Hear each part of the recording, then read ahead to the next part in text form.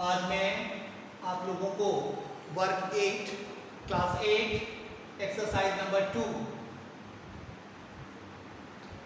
विषय हिंदी पढ़ाने जा रहा हूं, जिसका शीर्षक है गौरी। जिसका शीर्षक है, क्या है शीर्षक? तो इसका शीर्षक है गौरी। गौरी एक लड़की है जिसकी शादी के लिए उसके माता पिता बहुत चिंतित हैं। वह अपने माता पिता की एकमात्र संतान है और हर माता पिता चाहता है कि अपनी बच्ची को ऐसे घर में ब्याहें जहां उसे हर सुख सुविधा मिले, उसकी बेटी को कहीं कोई कष्ट ना हो, क्योंकि हर माँ बाप अपने संतान को बड़े प्यार से, बड़े नाजों से पालता है और उसकी ये चाहत रहती है, वह हमेशा यही चाहता है कि भविष्य में भी हर हमेशा उनके बच्चे सुखी रहें, तरक्की के पथ पर आगे बढ़ते जाएं।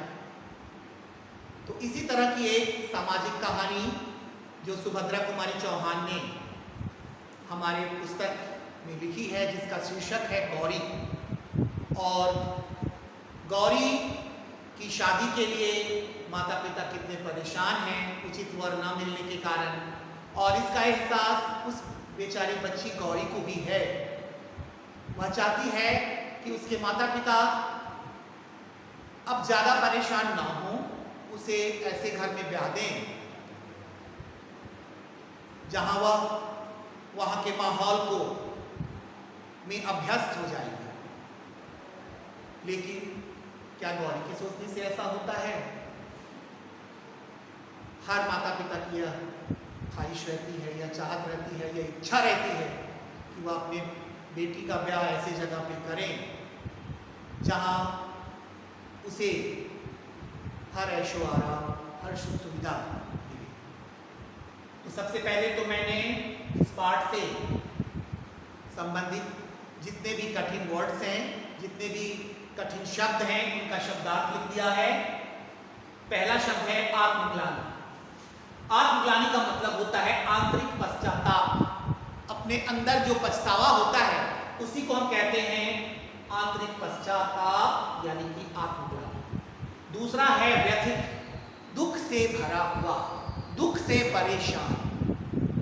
उत्सुकता, जानने की इच्छा, जिज्ञासा। अगला है उदासीन, उदासीन यानी कि नीरस। उसके बाद है नंदन कानन, बच्चों का सुंदर सा बगीचा जिसमें अक्सर यहाँ बच्चे जाकर खेलते हैं। उसके बाद है साक्षात, प्रत्यक्ष, हम लोग इसे इंग्लिश में डायरेक्ट कहते हैं। प्रलोभन, लालच। विनयी, विनम्र। कपटी, चालाक। आडंबर, दिखावा। आडंबर का मतलब होता है दिखावा। सार्थक, उद्देश्यपूर्ण। वक्तव्य, वर्णन। विकल, परेशान। क्षोभ, दुख। निर्भीक, निडर। व्याख्यान, भाषण। तन्मय, मग्न। विलासी, सुखभागी। उन्नति, तरक्की। स्तब्ध, आश्चर्यचकित।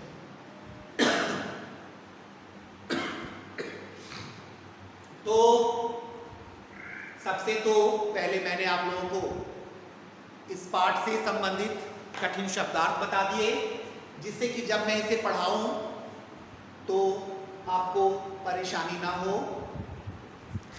तो चलिए अब हम लोग प्रारंभ करते हैं, शुरू करते हैं सुभद्रा कुमारी चौहान जी का लिखा हुआ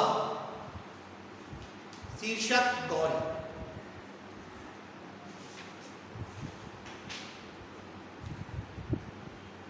शाम को जब राधा कृष्ण अपने घर पहुंचे तो उनके पैरों की सुस्त चाल और चेहरे के भाव से ही कुंती ने जान लिया कि काम वहां भी ना बना। कुंती गौरी की मां का नाम है और राधा कृष्ण गौरी के पिता का नाम है। बाबू राधा कृष्ण बरामदे में पड़ी एक आराम कुर्सी पर गिर से पड़े। कुंती ने काम की सफलता या असफलता के बारे में भी कुछ भी ना पूछकर नम्र स्वर में कहा, चलो हाथ धो लो, चाय तैयार है। चाय? राधा कृष्ण चौंक पड़े। चाय के लिए तो मैंने नहीं कहा था। नहीं कहा तो क्या हुआ? नहीं कहा तो क्या हुआ? अरे चलो पी लो चलकर, कुंती ने जोर देकर कहा। कुंती कौन थी? तो राधा कृष्ण जी की पत्नी थी और हमारे कहानी की नायिका गौरी की मां थी। गौरी उनकी बेटी किसी अपराधी की तरह माता पिता दोनों की दृष्टि से बसती हुई पिता के लिए चाय तैयार कर रही थी। उसे ऐसा लग रहा था कि पिता की सारी कठिनाइयों की जड़ वही है। हर बच्ची को ये लगता है जब उसके माता पिता उसकी शादी के लिए 10 जगह दौड़ते हैं और कहीं भी रिश्ता पक्का नहीं होता है तो हर बच्ची के अंदर ये ग्लानि महसूस होता है कि उनके माता पिता सिर्फ और सिर्फ उनकी वजह से कितने परेशान हैं। अब तो चलिए हम लोग आगे देखते हैं क्या हुआ। उसका जी चाहता था कि पिता से कहे कि उसके विवाह के लिए इतनी अधिक परेशानी उठाने की आवश्यकता नहीं। माता पिता चाहे जिससे भी उसकी शादी कर दे वह सुखी रहेगी, ना करे तो भी वह सुखी है। लेकिन हम भारतीय लोगों के ये परंपरा है कि उसके संस्कार उसे मुख बोलने की इजाजत नहीं देते। वह सोचती है क्या मैं माता पिता के लिए इतनी भारी हो गई हूँ, रात दिन मेरे विवाह के बारे में ही चिंता करते रहते हैं तथा आत्मग्लानि और क्षोभ से गौरी व्यथित होती है।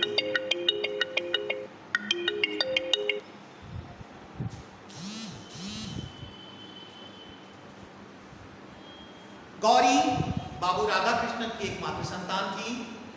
वे उसका विवाह किसी योग्य वर के साथ करना चाहते थे, लेकिन योग्य वर का मूल्य चुकाने लायक धन संपत्ति उनके पास नहीं थी। यह सब बड़ी कठिनाई थी। इसलिए गौरी 29 साल की हो गई थी, पर अभी तक उसके हाथ पीले न हुए थे। हाथ पीले न होने का मतलब समझते हैं, एक मुहावरा है, शादी ना हो। गौरी का लालन पालन बड़े लाभ प्यार से हुआ था। प्रायः उसके सभी हट पूरे हुआ करते थे। इसी कारण से गौरी का स्वभाव निर्भीक, दृढ़ निश्चयी और हठीला हो गया था। वह एक बार जिस बात को सोच समझ कर दे फिर उस बात से उसे कोई हटा नहीं सकता था। पिता की परेशानियों को देखकर अनेक बार उसके मन में आया कि वह अपने पिता से साफ साफ पूछे कि आखिर वे उसके विवाह के लिए इतनी चिंतित क्यों हैं। वह स्वयं तो विवाह को इतना आवश्यक नहीं समझती, लेकिन 1000 बार निश्चय करने पर भी वह अपने पिता से यह बात नहीं कर सकती। पिता को आते देख गौरी चुपके से दूसरे कमरे में चली गई।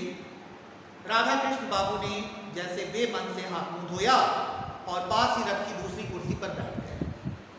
वहीं एक मेज पर कुंती ने चाय और कुछ नमकीन पूरियां पति के सामने रख दी। पूरियों की तरफ राधा कृष्ण ने देखा भी नहीं। कैसे देखते, बेटी के विवाह की बात पक्की जो न हुई थी। चाय का प्याला बेचारे उठाकर पीने लगे। कुंती ने डरते डरते पूछा, जहां गए थे वहां भी कुछ ठीक नहीं हुआ? ठीक ठीक होने को वहां है ही क्या, हम सभी लोगों पर है। विवाह करना चाहे तो सब ठीक है, ना करना चाहे तो कुछ भी ठीक नहीं। कुंती ने उत्सुकता से पूछा कि फिर क्या बात है, लड़के को देखा? हाँ देखा, अच्छी तरह से देखा। कहकर राधा कृष्ण ने चाय का प्याला पीना फिर से शुरू कर दिया। अब कुंती समझ गई ना पाई, अब कुंती समझ ना पाई। वह बोली, जरा समझाइए भाई, आप क्या कहना चाहते हैं? तो राधा कृष्ण बोले, समझाता हूं। देखो, वह लड़का लड़का नहीं, आदमी है। तुम्हारी गौरी के साथ मामूली चपरासी की तरह दिखेगा। बोलो, करोगी अपनी बेटी का विवाह उस चपरासी के साथ? कुंती कहती है, विवाह की बात तो पीछे होगी, क्या रंग रूप खराब है? फोटो में तो ऐसा नहीं जान पड़ता। राधा कृष्ण रंग रूप नहीं, रहन सहन बहुत खराब। इतना सीधापन भी क्या कि आदमी ही ना दिखे। उम्र भी तो 35-36 की है, साथ ही 2 बच्चे हैं। उन्हीं बच्चों को संभालने के लिए तो वे विवाह करना चाहते हैं, नहीं तो शायद विवाह ना करते। उनकी दूसरी शादी है, उनकी उमंगें, उनका उत्साह सब ठंडा पड़ गया। वे अपने बच्चों के लिए भाई चाहते हैं, पर मेरी लड़की की तो दूसरी शादी नहीं है, और वे साफ साफ कहते हैं कि मैं बच्चों के लिए विवाह करना चाहता हूं।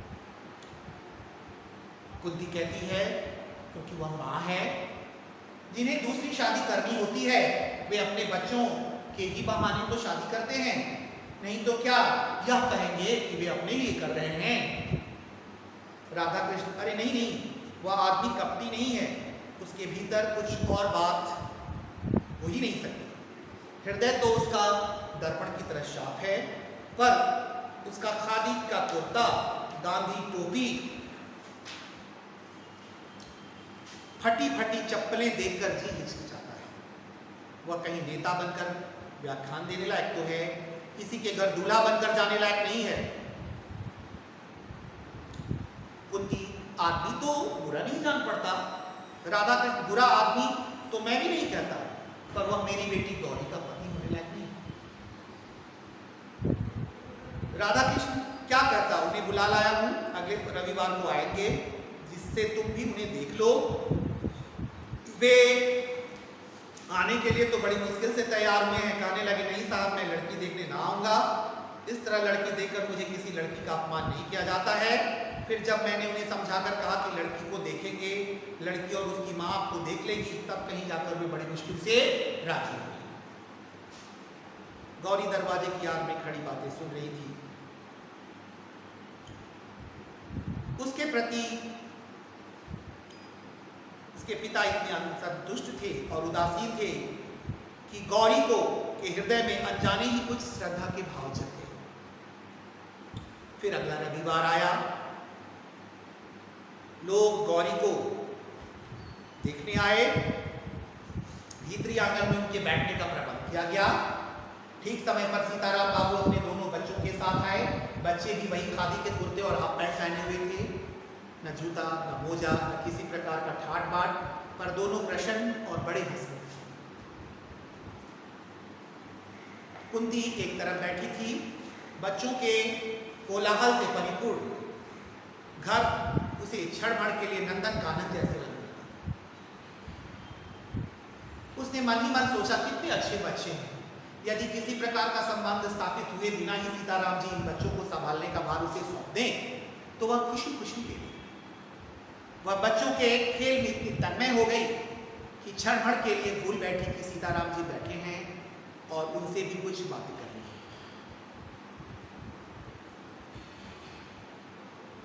उसी समय बड़ी सी सफेद बिल्ली आंगन से होती हुई भीतर को भाग गई। बच्चे बिल्ली के पीछे सब कुछ भूलकर दौड़ते हुए आंगन पहुंच गए।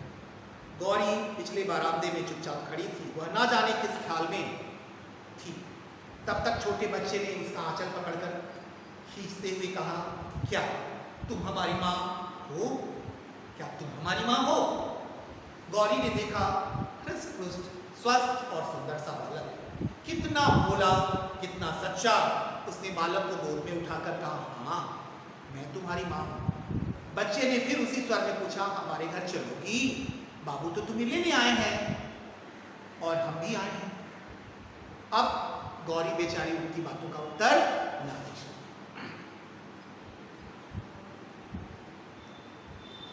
उसने पूछा, मिठाई खाओगे? हाँ खाएंगे, दोनों ने एक साथ ही एक स्वर में उत्तर दिया। कुछ क्षण बाद कुंती ने अंदर देखा कि एक छोटा बच्चा गौरी की गोद में और बड़ा उसी के साथ बैठा मिठाई खा रहा है। एक गहरी सांस लेकर कुंती बाहर चली गई और थोड़ी देर बाद जो ही गौरी ने ऊपर आंख उठाई तो उसके माता पिता दोनों को सामने खड़ा पाया। पिता ने स्वर में पुत्री, स्नेह के स्वर में पुत्री से पूछा, बेटी जरा चलो। गौरी ने कोई उत्तर न दिया। उसने बच्चों का हाथ मुंह धुलाया, उन्हें पानी पिलाया, फिर माँ के पीछे पीछे बाहर चले गए।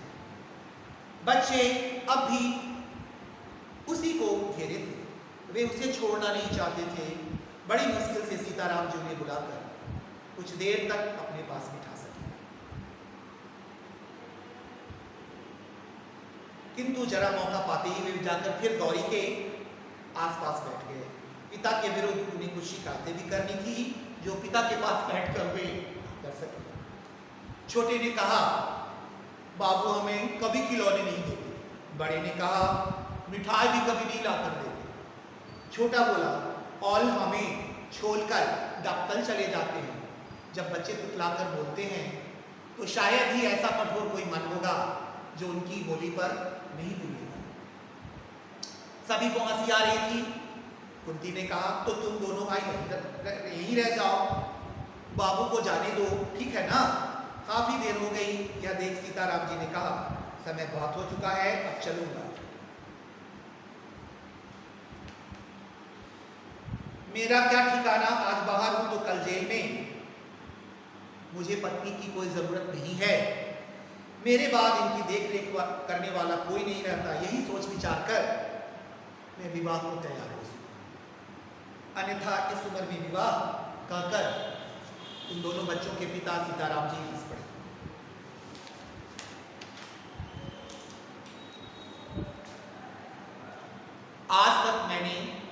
आज मैंने कहानी का एक भाग पढ़ा दिया आप लोगों को। कल दूसरा भाग पढ़ाऊंगा। जितना मैंने पढ़ाया है उसे आप लोग गौर से सुनेंगे और आपको क्या क्या समझना है इस पर सोच विचार करेंगे। यह कहानी किस तरह की है, हमारे समाज में अभी भी बेटियों के ब्याह की कितनी समस्या है। मैं समझता हूं आप लोगों को यह कहानी बहुत अच्छी लगी होगी। धन्यवाद। अगला हिस्सा इस कहानी का मैं कल पढ़ाऊंगा, अगली क्लास में पढ़ाऊंगा। धन्यवाद।